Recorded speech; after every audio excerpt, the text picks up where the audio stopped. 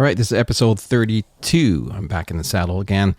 I took an extended period off from doing podcasts just due to my hectic, busy schedule, and cleared some time now and back at it. I recorded this episode a few months ago, and I've been sitting on it for a little while until I was sure that I was starting back up again, and I'm excited about a new season of shows for you. This show features Mark Bowe from the hit TV show Barnwood Builders. I love this show. I watch it all the time on the DIY network. And if you haven't seen it, make sure that you spend some time looking it up and you'll be hooked for sure. We talked over the phone and had a great conversation. I'm sure you're going to enjoy it. Welcome back and enjoy episode 32.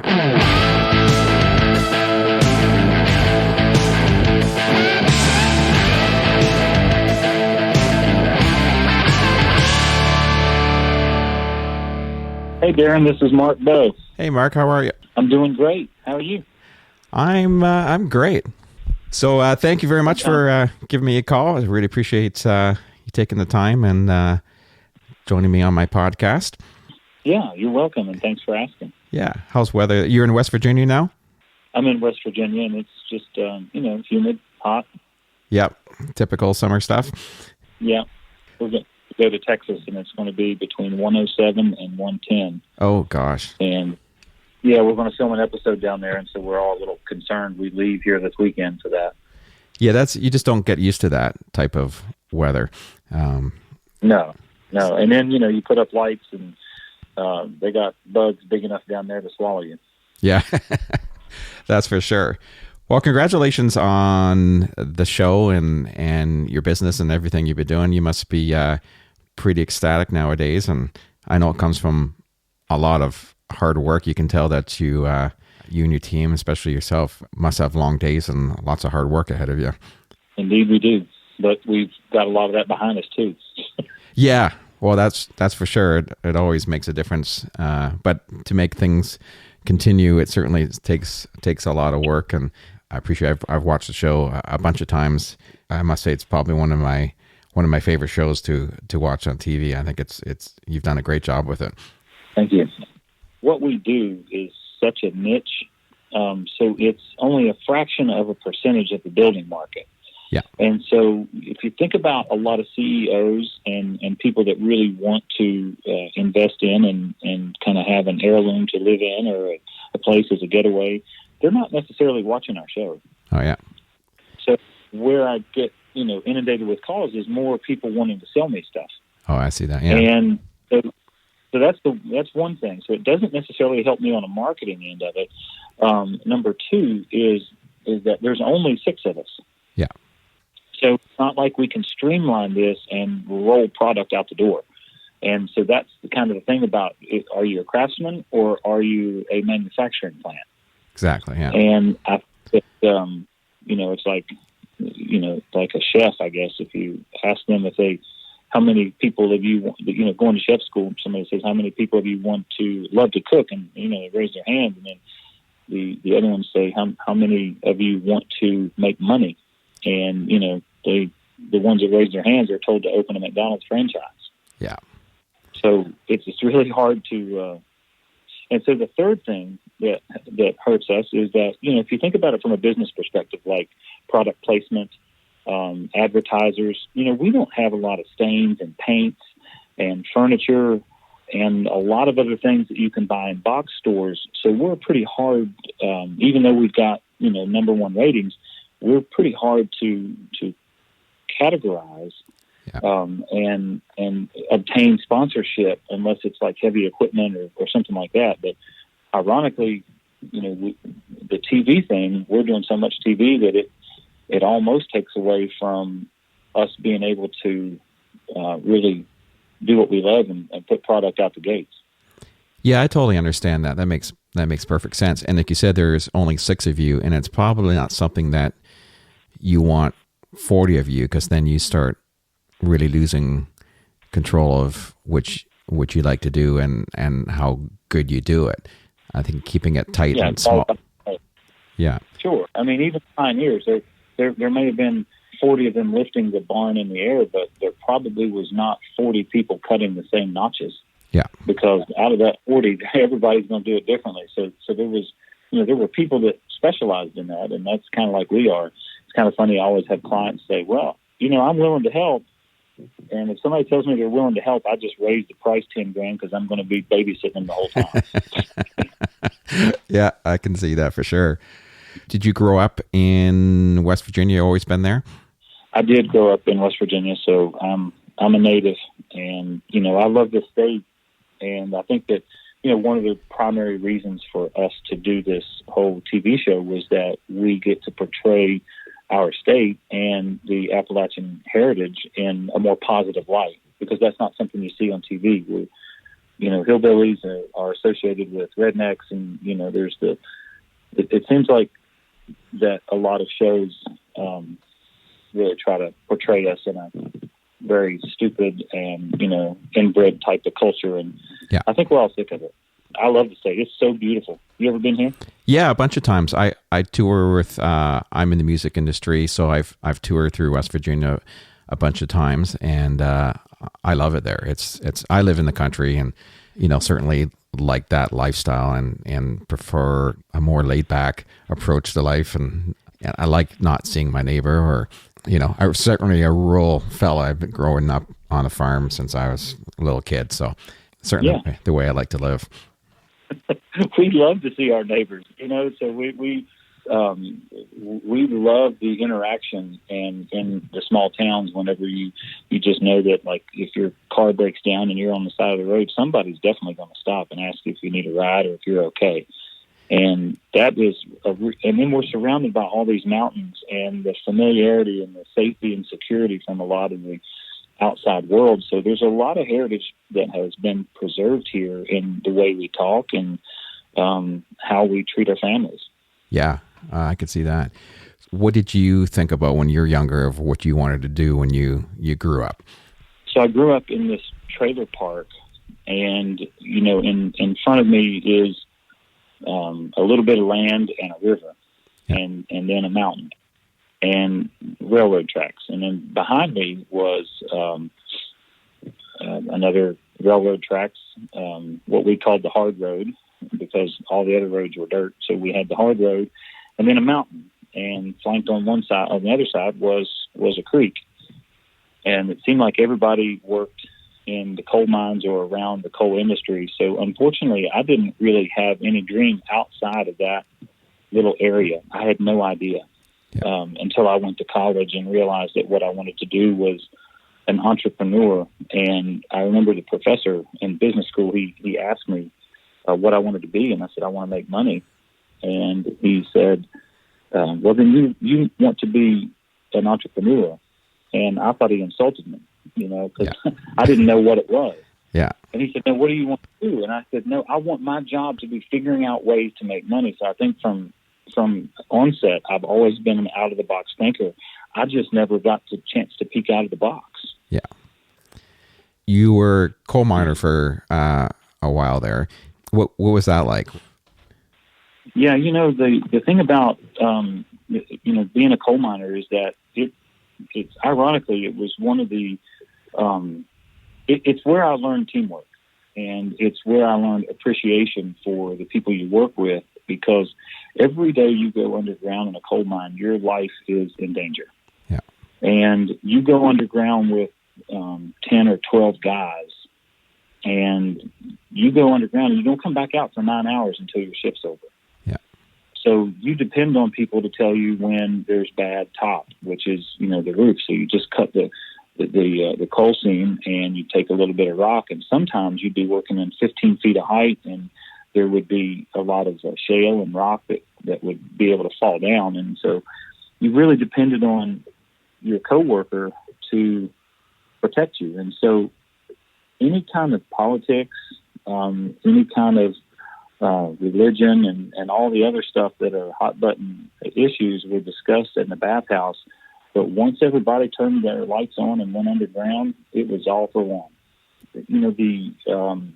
A lot of the coal miners came from different backgrounds and different places all over the world. So you had these coal camps, and you would have, Italians and Polish folks, and, speaking different languages. And What was interesting about that is that the same theory applied, that even though there was a language barrier or a racial barrier, it's still 12 guys going underground to watch out for one another and to make a living for their family.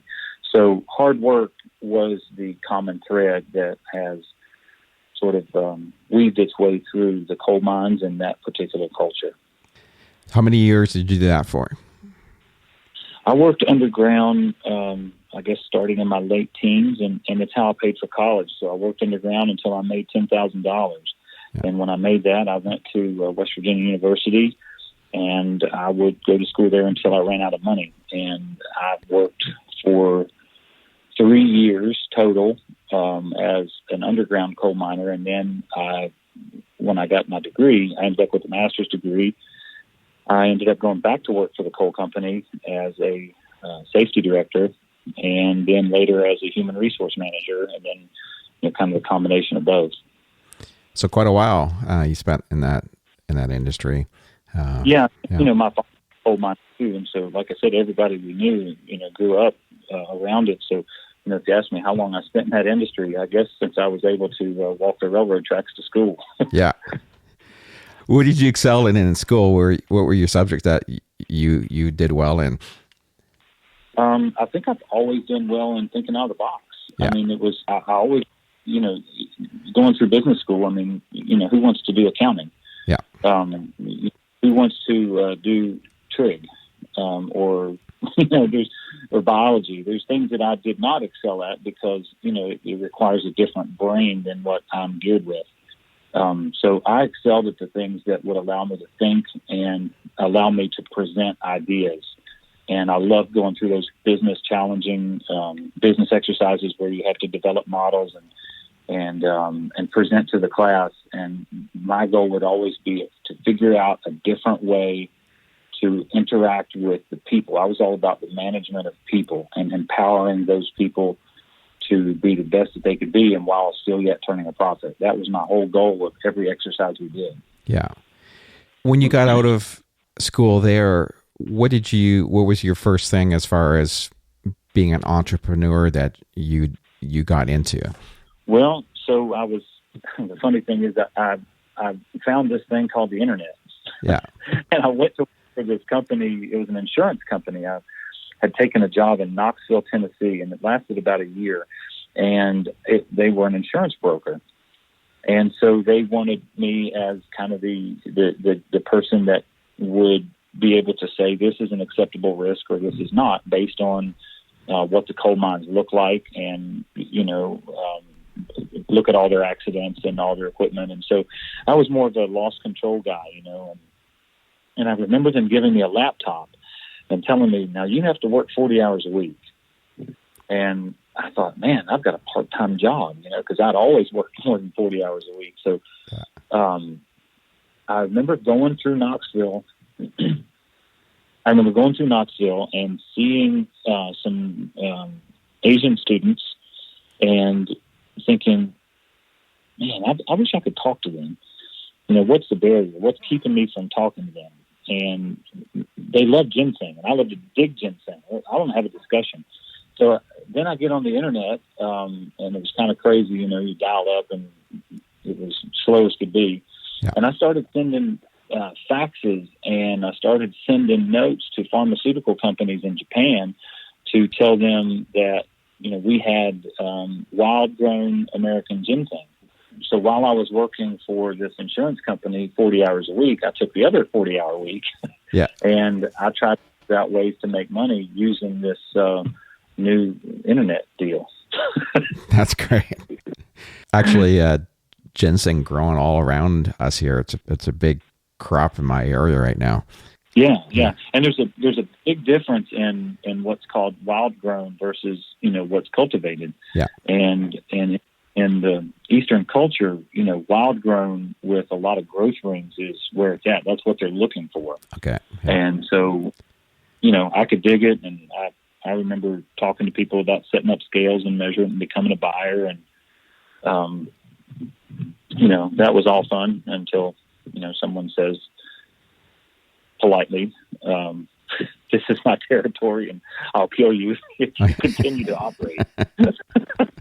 And I was 25, and I said, okay, well, I'm out of this business. Yeah. So then the next thing, I'm taking down barns on the weekends and selling the wood. So how did that come about? That just kind of came up as another kind of part-time thing to do while you're, wanting to work more than 40 hours? Yeah, it actually did. I was underground with a guy, and he said he was going to take down a barn. We were working 6 days a week. He says, hey, man, I'm going to take down a barn this weekend. Would you mind giving me a hand? And I said, yeah, I'll give you a hand. And so I took the lumber from it, and I sold it, and I made $1,700.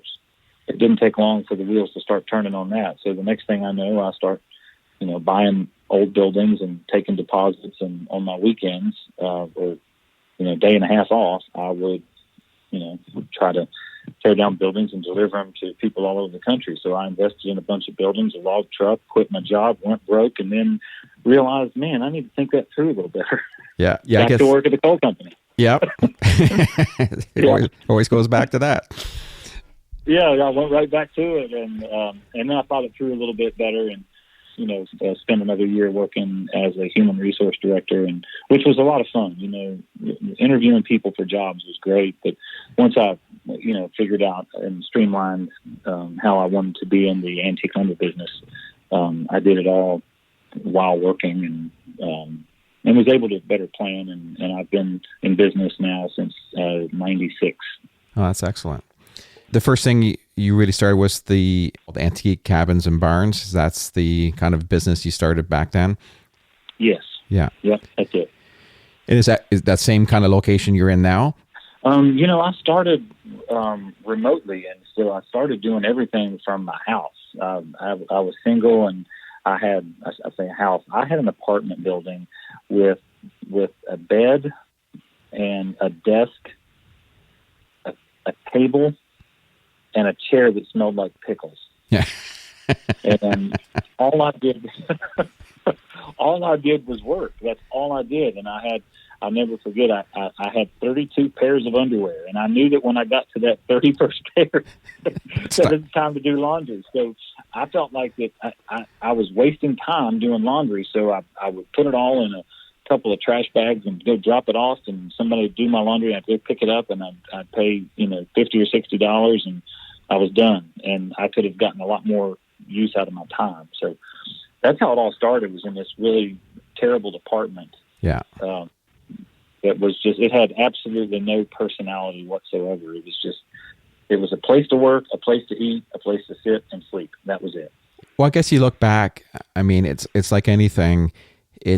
You really have to put in those hours of work to be successful. And I think I look around at a lot of young people nowadays, and there's a lot of people who have that work ethic, but I think there's almost more that don't. They don't seem to want to put those hours in and work really hard, and you really have to take that time. And I've had the same type of life. You have to work really hard, still work 12, 16-hour days now, and you just keep going. But I think it's partially a personality thing. I mean, you either kind of have that in you or you don't. You feel that way?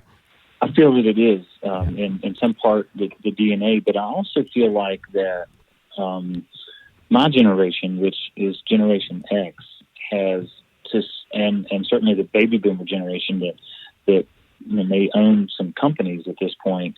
I think that it's up to the generations to try to come together and figure out how to describe the work ethic. And I think it's up to us to bring the learning to the kids in a way that they understand it. And I refer to them as kids, but there's been a lot of years where there's been a lot of discommunication through the use of phones and smartphones and other devices. But yeah. I feel like that we've got to be able to take the learning to them and the job experience to them in a way that they understand it. Yeah. And I think that falls partly on the employers. It falls partly on parents. And, it all starts with, do you cut your own grass? Do you clean your room? Do you do the necessary chores that it takes for you to sustain a clean and healthy life under one roof? You know, and so that example has to be set early, and then you build on that, and you have to take those. Like I said, you have to take the learning to them. So kids now, I feel like that they understand what we're doing, but there's an intimidation factor about going to work, not ever having done something. So I feel like that there's a real gap right now in maybe some virtual reality technology that we can say, here's what actually happens at this particular place of employment, you know, wherever that is. And we start to educate them and let them see what actually happens. So, yeah, we just got to figure out a better way to bring it to them, because I can't imagine that they're not all lazy. You know, I had great experiences this summer with our interns. Yeah. And I just figured out how to get the best out of them. Yeah. And they were in high school. Yeah, and I think the expectation is that you have to be successful right out of the gate. I mean, I think you see so much of that on the internet. People are internet sensation, or they can be a Instagram star, and all those type of things. And I think people look at that and thinking, well, that's, you become successful and, you know, start making a lot of money really easy. And that's far and few between for those things to happen. But it looks like it's just everybody.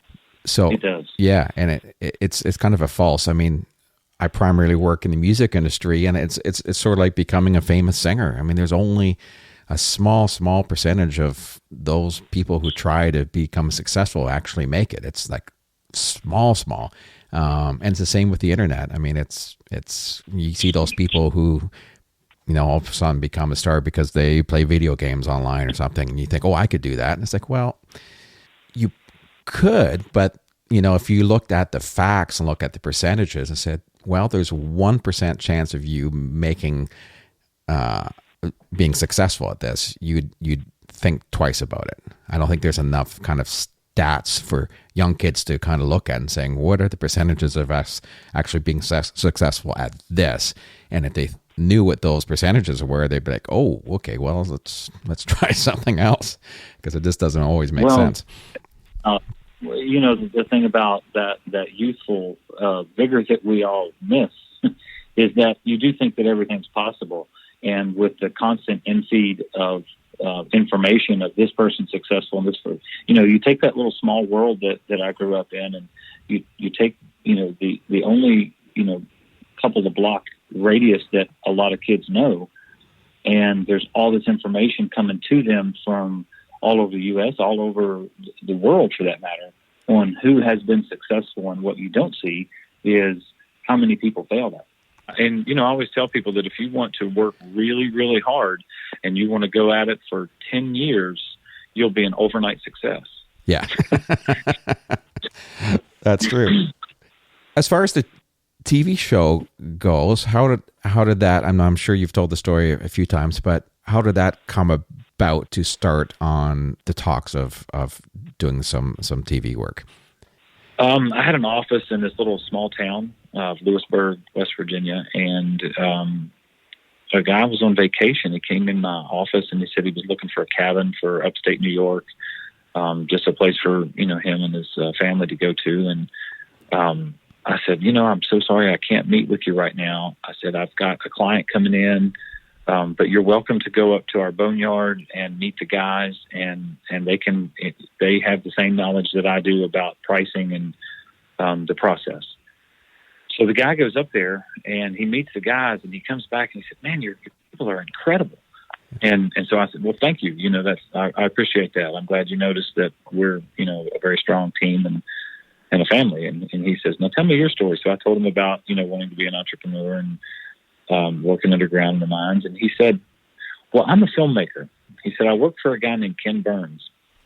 And I said, well, that's great. He said, I went to Juilliard, and, you know, oh, that's even better. Yeah. Now tell me what that means. Well, yeah. Who's Ken Burns and who's Julie? Yeah. So really, so anyway, he proceeds to tell me, and he said he wanted to do a project on his own dime and kind of start getting himself out there as a director and producer of content that told stories. And he asked if he could follow us around for 3 days. I had a really good feeling about the guy. He just felt like a neighbor. He just felt real. Yeah. And we all signed the waivers. We let him film us for 3 days. That was in 2004. And it sat on the shelves for 10 years. He shot that little documentary around. It was a 20-minute show. And he shopped that around for 10 years. And the networks would not buy us as a TV show because we did not have enough drama. Oh, yeah. And I thought, man, I mean, I totaled a truck in that episode. I didn't mean to, but, I drove through a creek that was not as deep the day before. Yeah. and yeah, so I did that. And I mean, we had a window bust on a piece of equipment. It rained. We had to build a road for a quarter mile to get into the cabin. And, it was just it was crazy what we were doing that was natural drama, but yet we all stayed positive and laughed, and it wasn't enough drama. And so I think after 10 years of people seeing enough drama, DIY Network said, okay, we love these guys. We'll take them just like they are. And it was a real out of the box decision for the network. Yeah. And fortunately they believed in us. And, my buddy, Rick Kaplan, he followed through on his promise, and he made us, who we are, which is just who we are. Yeah. And it makes sense now because you look at, the shows kind of in your style of, if you want to say home improvement, you're not really home improvement, but that kind of general TV-esque things. The shows that are really successful now are the ones that there isn't drama. It's more about the friendship. It's more about the positive aspects of everything that everyone's doing. And, it was probably just waiting for that time to come around for your show to fit into the market. I think that's one of the reasons we're successful is that we all remind somebody of a person in their family. Like everybody's got a cousin or a brother that looks like one of us or that acts like one of us, or somebody has a dad or a grandpa, or we all remind, between the six of us, we tend to resonate with somebody in the family. Yeah. And what's really amazing is that our audience is split between genders. And so we sometimes, if we are fortunate enough to get those demographics back, and of course I always look at Facebook and other social media to kind of gauge and try to determine some sociographics. And we've got kids that love our show, and people that write us about, their husband or father being in the hospital, and the only thing he wanted to do and kept him alive was watching Barnwood Builders, and that's all he wanted to watch. Yeah. And so it really dawns on us that we're, I think there's enough bad stuff in the news every day. There's enough drama every day in the world that getting to see us do things and not discuss hot button issues and just go to work and have fun is a refreshing concept. And it really seems that everybody you see on the show is that exactly the way they are if you were to meet them. That's, I think that's very refreshing. You believe that, and I obviously believe that's the way it is. If someone like Johnny Jett, you believe that's exactly the way he is. And oh yeah, yeah, he doesn't change. Johnny is let's face it, Johnny's the star of the show. Let's say this: Johnny's the fan favorite. So it's my company, and I am a producer, and I guess hosty, if you will, but the fan favorite is Johnny Jett. I mean, he checks all the boxes to be a lovable person. Yeah.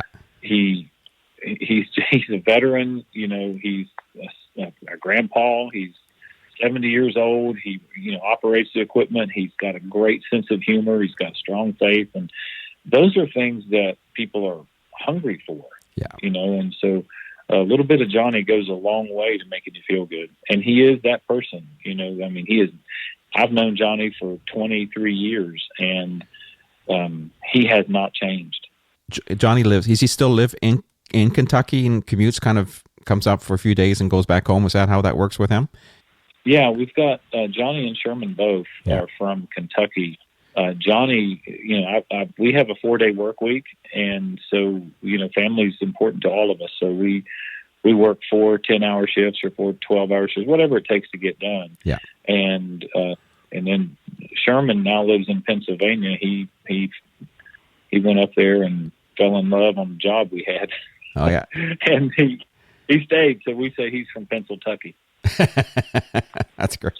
So what type of drive is that for the guys? How many hour drive for them to get to? 5 to 5.5 hours, and I have a little place for them to stay in. Yeah, and they just love it. They love it, and we balance it out between how much they need to be here and how much they need to be there. Yeah, and I think one thing that goes unnoticed with the show, and it'd be hard to explain to anybody who doesn't have a show, is how much time and how much commitment our family has to make all this possible. And Sherman's wife's got to be patient enough, and Johnny's wife and family, and for us to go on the road for 4 days at a time and be okay with it. Yeah, they're our support system. I mean, there's times when I just hit the wall. I've worked too long. I've been under too much stress. We have to produce, 2 episodes a month. Maybe I don't have that many projects going, and I'm scrambling to try to make something happen. And sometimes when I come home and crash, there's nothing better than to have my wife there, and a shoulder to lean on, because we all hit the wall. Yeah. And we all need a place to vent and a place to feel comfortable. So when you started filming, and I'm sure it happens now, do you find now that when you're filming, are you just working and cameras are working around you, or are you finding that you're finding more time now to set up a shot or set up a scene or set up something? Has it changed over the years, or is it pretty much kind of go in there, do your job, and they work around your work? Well, the funny thing is that most of the folks that are in that line of work, producing or sound or grip or, other, directors, they're not blue collar. They're not used to that kind of construction. Yeah. They're used to making good television or good movies.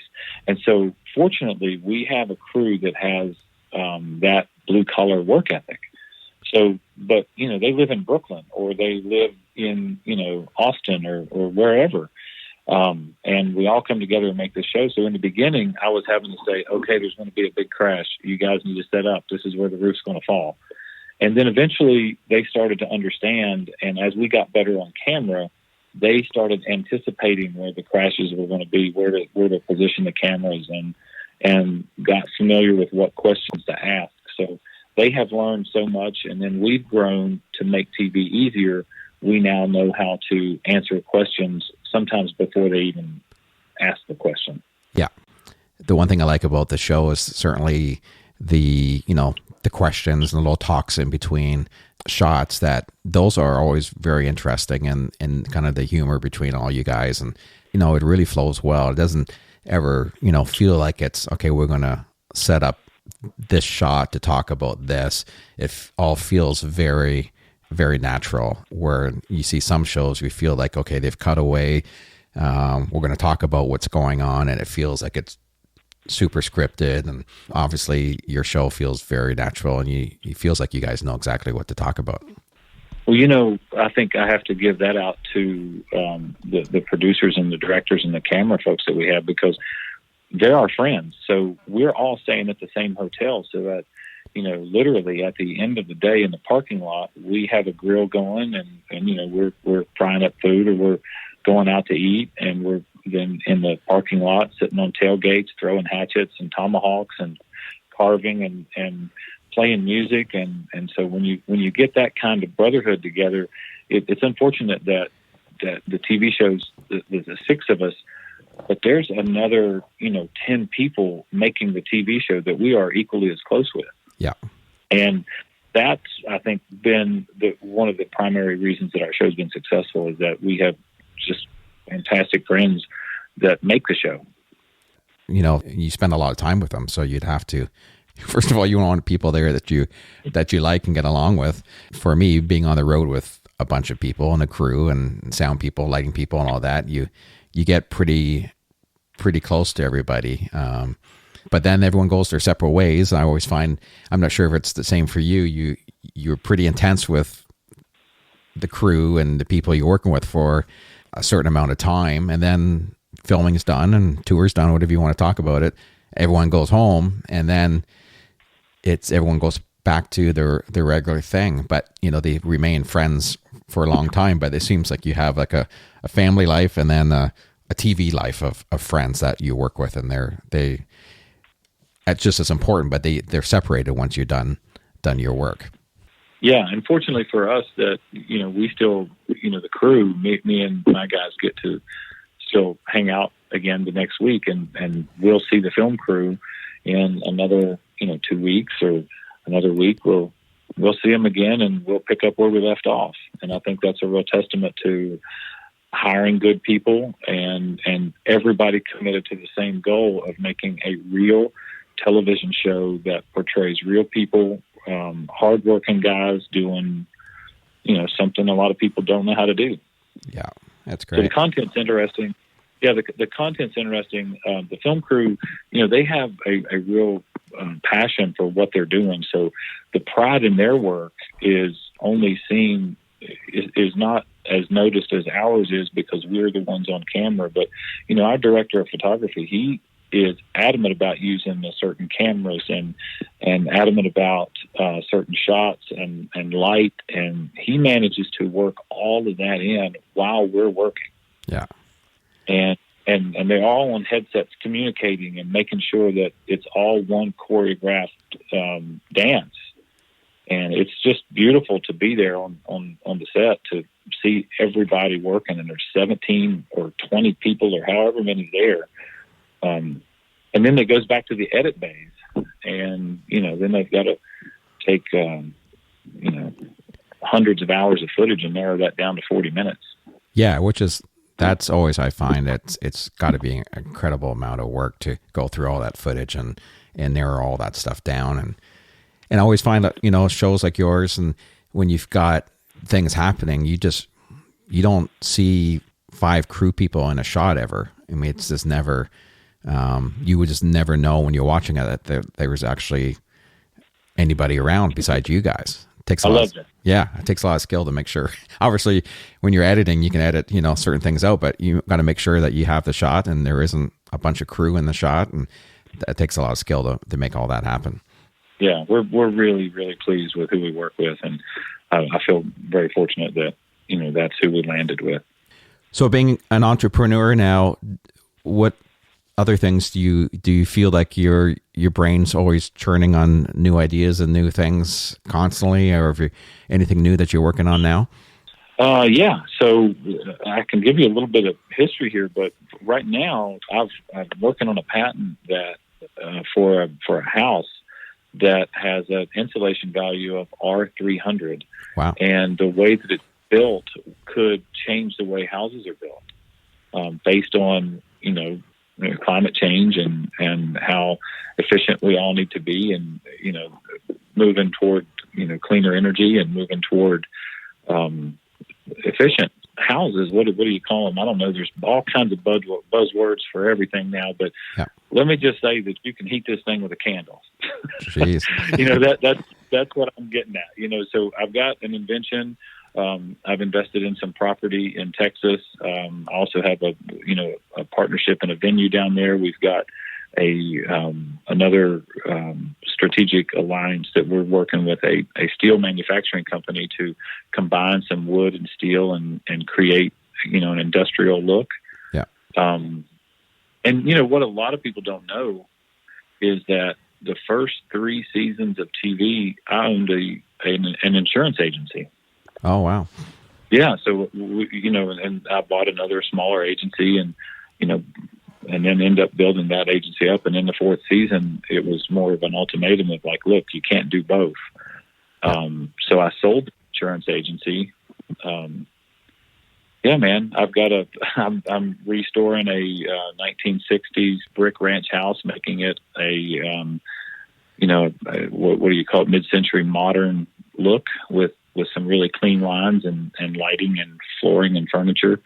I've restored a 1934 Sears house. So I've always got something going on. Yeah.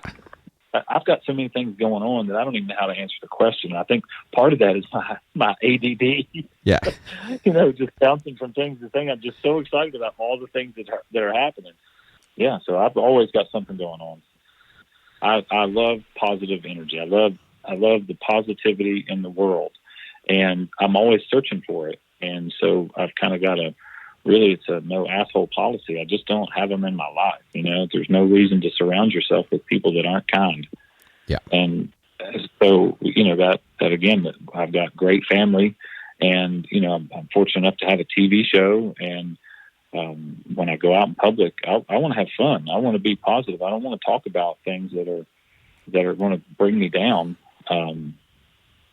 Now, look, life happens and people get sick and people die, but let's celebrate their lives and let's just turn this around. You know what I mean? Let's enjoy ourselves a while. Yeah. It's short. Exactly. So what's it like now for you just going out in public? Has that changed your life at all? Or are people pretty good with you and respectful? Or is it something that you've had to change your life a little bit? We've had to make some changes. My wife jokes about if I ever get depressed, all I need to do is go to Lowe's because somebody's going to be there to build me up. She says, I say, I have to go to, I'll be right back. I've got to get some bolts at Lowe's. And she says, oh, are you feeling depressed today? That's great. So, yeah. And I'm like, well, maybe I'm feeling a little down. I need a little pick me up. So I'm going to go in public. But, I think it goes back to what you were saying about the relatability of who we are. And yesterday I went to the State Fair of West Virginia. And so there's people from all over coming there. Yeah. And I didn't sign one single autograph. But what I did get was a lot of people saying, hey, Mark, love your show, and never breaking stride. So people feel like that we're neighbors and they're saying hello. And I love that. Yeah. I really, really like the fact that people treat us as somebody that they know and want to say hi to more than they want to treat us as stars. Yeah. I've actually had to tone myself down a little bit because, I used to have this personality. Like I've got this, when I was in the insurance business and I had this little sign on my desk that says, I'm kind of a big deal. Just making a joke, just getting people to relax and just kind of poking fun at myself and just being goofy. And now I have to be real aware of that because that could now come across as arrogance. So I've had to, I can't take that sign now because I have to take it down and put it somewhere else because that could be taken literally now. So I'm find myself having to watch what I say and what I do. But I've always been a little loud. Yeah. I'll tell you a story if you don't mind. No, go ahead. Look, so in terms of the fans, I mean, I have had some people that have been inappropriate. They see my truck, and one time I took my dog to the vet, and someone followed me to the vet, and I get out of the car and I take my dog in. My dog's sick, and the guy comes in the vet, follows me in the door. And he said, hey, Mark, he said, I hate to bother you. I'm not stalking you or anything, but I saw your truck in town. And I interrupted. And I said, hey, buddy, you followed me to my vet from town? And he said, yeah, believe me, I'm not stalking you. I just wanted to see if we could get a picture. And I said, man, this is a very definition of stalking. And if you don't pull a dog or a cat out of your car, I'm going to whip your ass because you're intruding in my life. Yeah. And you have to get real. He said, well, you're not that way on the show. And I said, nobody's following me around in my truck on the show, wanting to go to my vet with me. I mean, you're intrusive here. And so I think that there are very few of those. But I was going to tell you the story about being in high school. And, I took this chemistry class and it was for smart kids. And I wasn't a straight A student. I was a very average B student. Yeah. And C student. And my chemistry teacher, she said, "You can take this." It was advanced chemistry, and I said, "I don't want to do it. I want out of your class." So she gives us a test, and I put my name on it, and I fell asleep, and I turned the paper in with my name and slobber all over the paper, just wet, and because I fell asleep. And so she gives me a D minus, and I said, "Mrs. Kelly, I didn't do anything here. Why did you give me a D?" And she said, "Well, Mark, I want to tell you something. If you just try in my class, I promise you, I will not fail you. I just need you to try hard." And I said, wow, that's a pretty good guarantee you're not going to get an F going in there. Yeah. And I said, "Okay, I'll try." And then she took me to the side and she said, "Mark, Bowe, I'm going to tell you something. You will never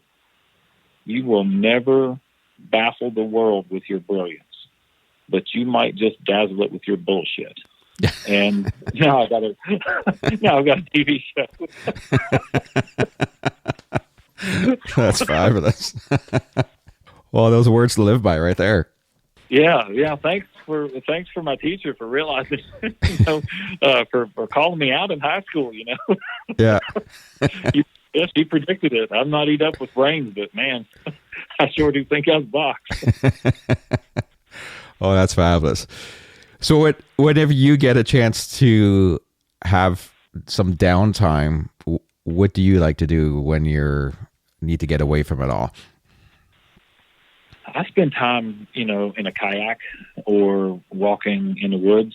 I've got this little hammock that I'll carry up into the state park or into a state forest, and I'll just sit and I'll take a nap and just kind of unwind with my shoes off and listen to water and nature. I mean, we're surrounded by, it's essentially a rainforest here in West Virginia, so there's no shortage of places to go. Yeah. And I can completely get away and just feel like I've been gone for, a week's vacation.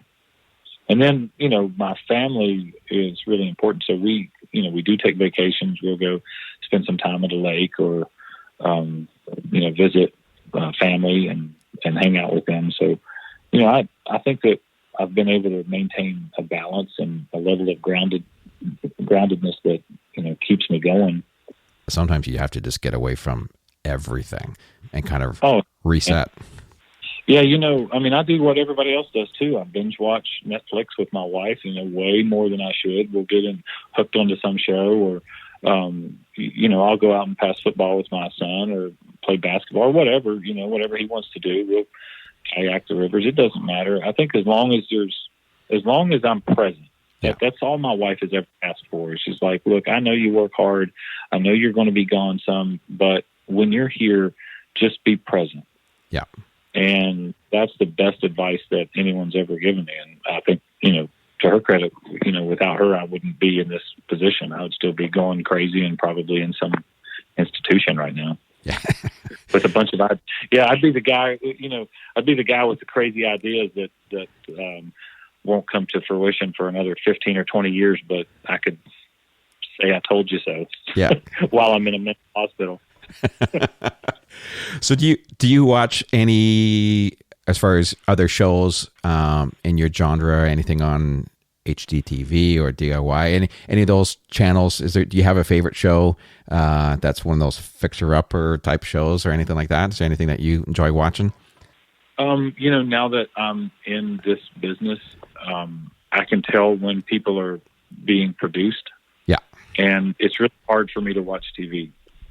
Because I can tell the moments that aren't genuine. And so I have become friends with some different hosts, just kind of reaching out and saying, "Hey, how's it going? And what did you go through in season 1?" And I've talked with other people that'll call and be able to give them some advice on how to monetize the exposure and whatever. But as far as, watching other shows, man, it's really hard. And the other thing is when I watch TV, I want to be entertained. Yeah. And, we're fairly entertaining amongst ourselves. And so, it's hard for me to be entertained with something that is overproduced.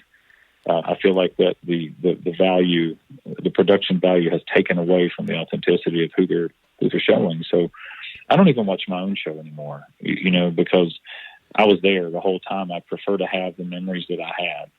Yeah. People are always asking me about that. Like, what's your most favorite thing? And I can't really say what the most favorite building is or what we've done, because I remember the experiences. I remember how hot it was, or how hard it was, or how cold it was, and the people that were there. And, so that's more of my game. So when I sit down to watch TV, I want to be entertained with something mindless that makes me laugh or evokes some type of emotion. Yeah, it makes perfect sense. I was going to ask you, I'm Canadian. I'm up here in Canada, and one of our comedian I work with, the television guy that I do a lot of work with, his name's Red Green. Do you know who that is? Do you ever see the Red Green show? Not. Okay, so then I'll skip over that question. He's kind of one of these fixer-upper guys up here in Canada. But he's had a TV show on PBS for years throughout the States, and I was curious if you knew who he was or not. Yeah, I don't.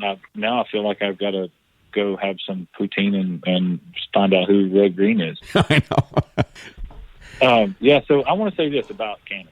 Yeah.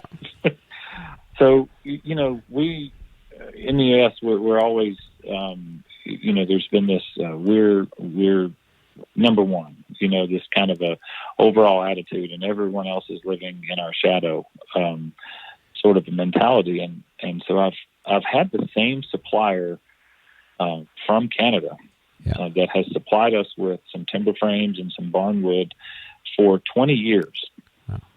And every person that I've ever met from Canada has been super nice.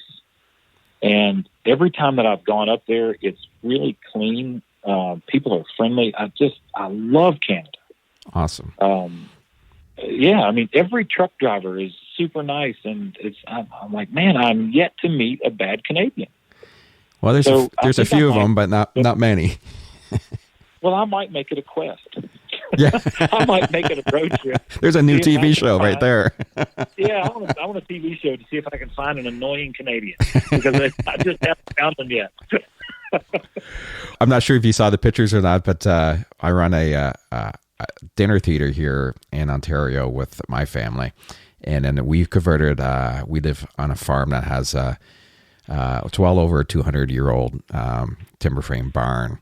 We converted that into our dinner theater, so it has all the original wood, and has the old style rack lifters and everything in it. So it's if you're ever up this way, love for you to see it. I think you would find it super, super interesting. And it's a fun time. It's a great venue, and we have music shows 6 days a week, and we just have a great time. So I've seen the pictures. I did. I took a look at the photos, and it's an incredible venue. It is really spectacular, and I'll definitely stop by if I get a chance to be in that area. Awesome. Well, I've taken a lot of your time. I really appreciate you spending the time and having a chat, and it was lots of fun, and I wish you good luck with all the new adventures you have going on, and look forward to seeing all the new stuff and continue to watching. What season are we in now with the show? We're filming season 9. Oh, wow.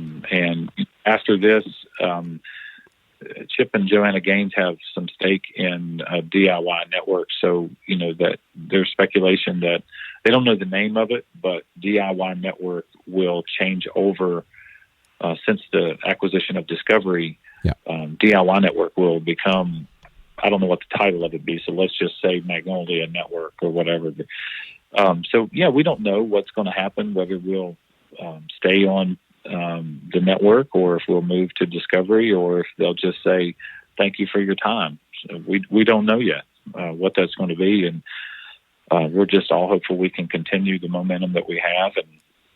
But man, I've got one philosophy is work hard, be kind, and take pride in what you do. And I think from there, somebody's going to pay you to be doing what you're doing. And we're just going to keep on doing our thing.